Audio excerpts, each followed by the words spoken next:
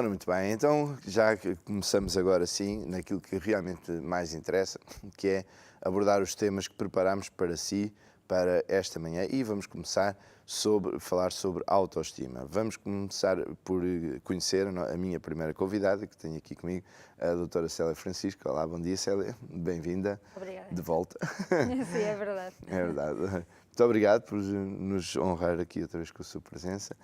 E nós vamos hoje escolher aqui um tema que é como se forma a autoestima.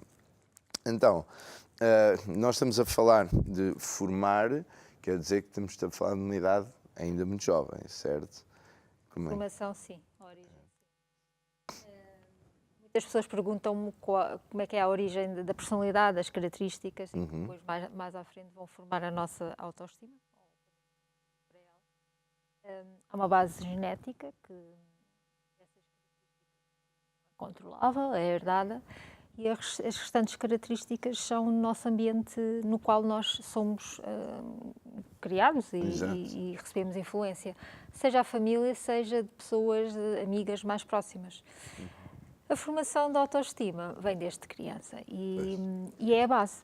E é a base porque mais à frente, se tivermos um adolescente e depois um adulto com a denominada autoestima mais baixa, tem a ver com questões que aconteceram na infância. E daí, claro, também alguns pais procurarem os psicólogos clínicos para trabalhar uma baixa autoestima dos seus filhos. Porque no fundo é reversível. Claro, mal de nós. Pois? Quanto mais tarde, mais difícil é, porque quando aquilo que nós achamos, a autoestima é o valor que nós damos a nós mesmos, a nossa valorização. O que é que acontece? Se nós a trabalharmos muito mais à frente, acontece que passamos muitos anos a valorizar coisas negativas. E daí vamos criando uma ideia negativa sobre nós mesmos. E a perspectiva que temos das situações vai ser sempre de acordo com essas lentes que temos colocadas. E vamos passar muito tempo a interpretar de forma negativa coisas que podiam ser interpretadas de forma positiva. E aí é que é o lado negativo de trabalhar muito mais tarde a nossa autoestima. Mas que é o comum. Passa pela interpretação das coisas. É. Imagine, nós temos aqui um copo de água, eu posso olhar para ali e ver apenas um copo de água quase cheio. E o Ricardo ver quase vazio. É aquele exemplo típico, mas que tem a ver com a interpretação que nós damos às situações de vida, que tem sempre a ver com esta questão como nos vemos. Se nós somos criados num ambiente mais negativo, mais crítico, vamos ver as situações que nos vão acontecendo na vida de forma mais crítica e mais negativa. Eu tenho uma boa resposta Então para diga, isso. diga, Ricardo. Que é assim, para mim, o lógico é assim, se eu estiver a encher e ficar a meio, ele está meio cheio. Se eu estiver a esvaziar e ficar a meio, está meio vazio. Tem a ver com o ato em si, o que está a fazer, esvaziar, faz sentido, Exatamente. é uma pessoa prática, lógica. Mas demorei muitos anos a pensar numa resposta para isso. Então estive a preparar-se para me dar a resposta agora, não é? Sem saber. Já tinha uma premonição disto. Bem. E Célia, há fatores que realmente são determinantes para, na infância, se trabalhar na autoestima de uma criança? São, em primeiro lugar, como é lógico, é o pai ou a mãe, ou seja, quem for, procurar ajuda com um psicólogo clínico. Porquê? Porque muitas vezes a autoestima, e quase muitas vezes tem a ver com isso, que é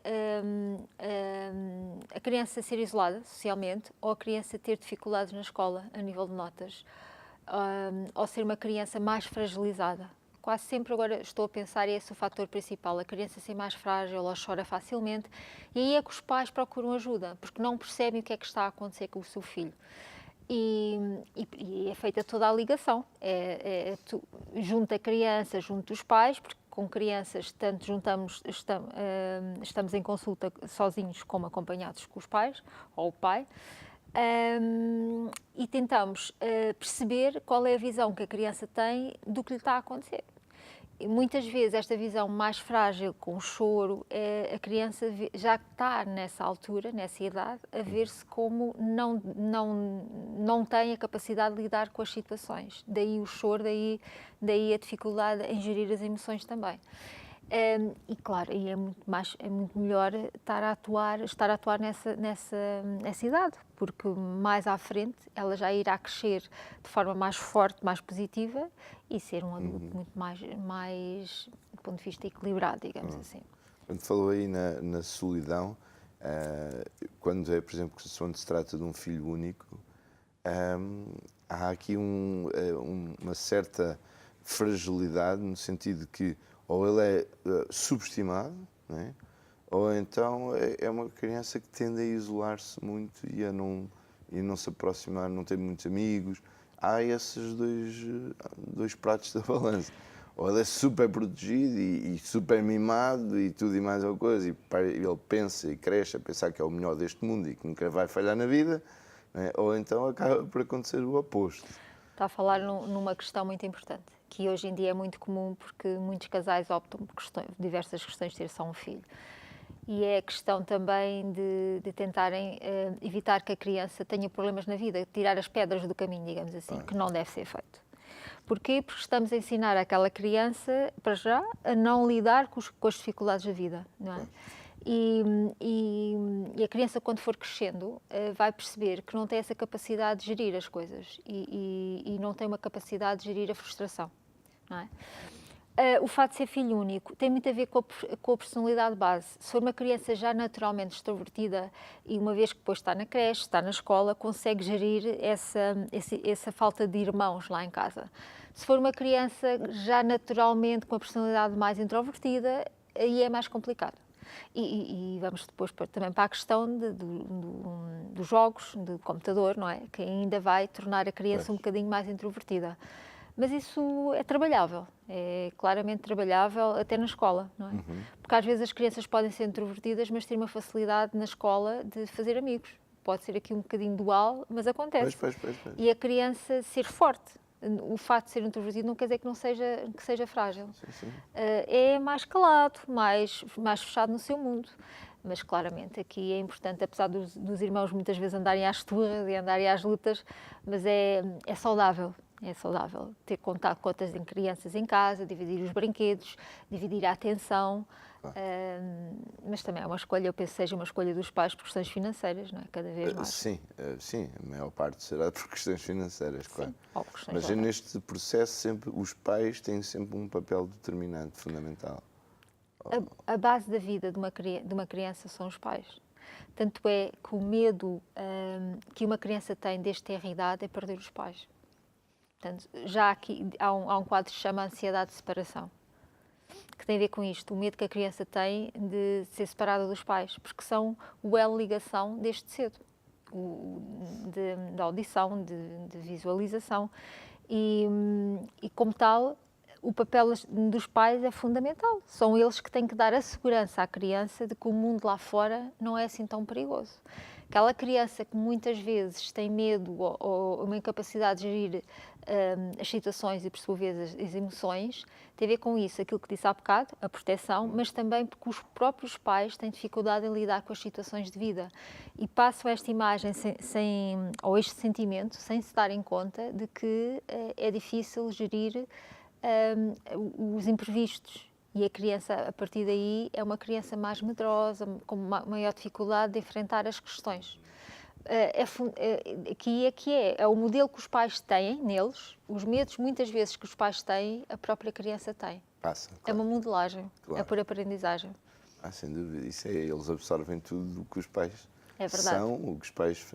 Aliás, até absorvem mais o que os pais fazem do que os pais dizem. E o que os pais sentem.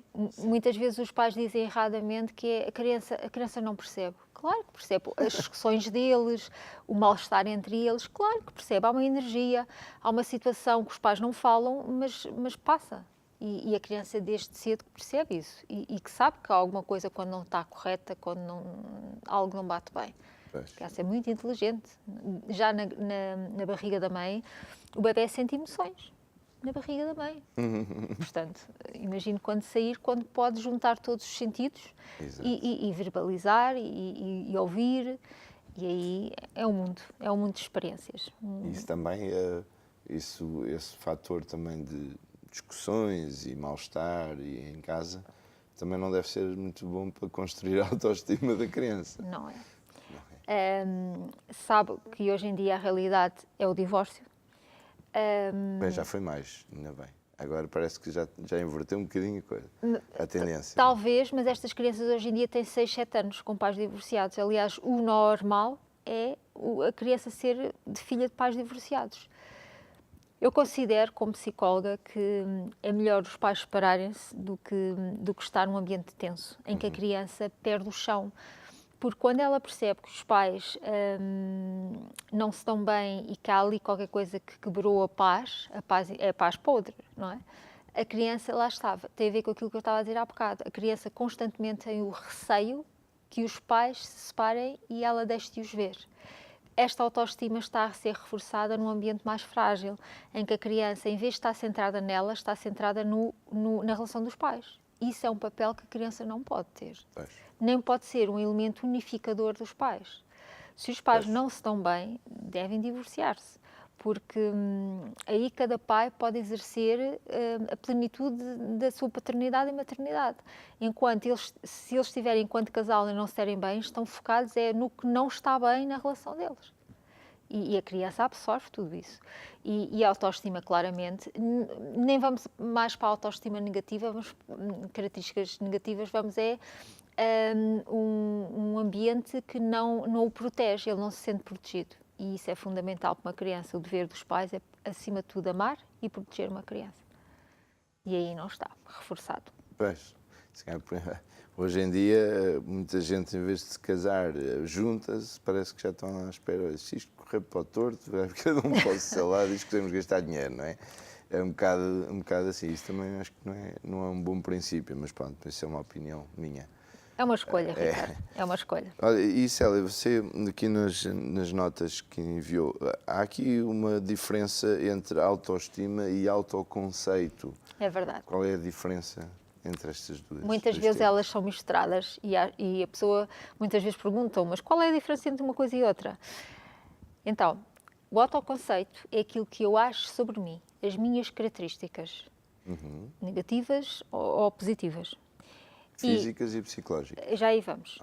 E isso é autoestima. E o autoconceito, tendo em conta as características que eu acho sobre mim, vai-me levar a uma autoestima negativa ou positiva. A autoestima é a valorização que eu dou a mim mesma. Imagine, eu considero que sou trabalhadora, sou desenrascada,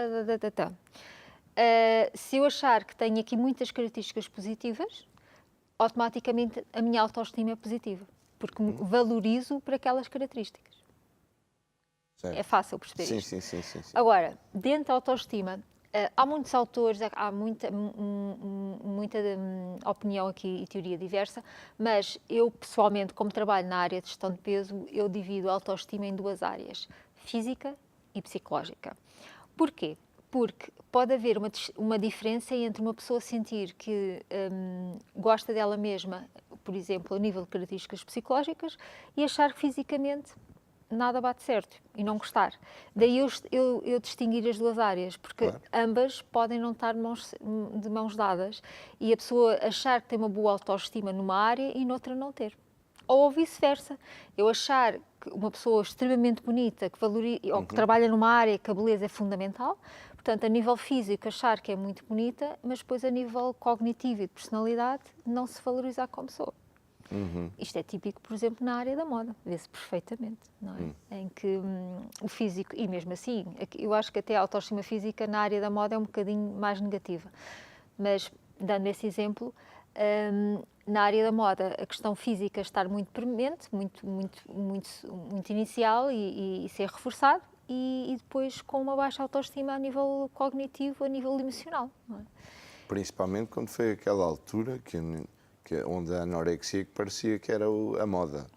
Aí então, a nível psicológico, essas pessoas não estavam realmente nada bem. Não é a moda, é o padrão físico da sociedade. Agora já não é.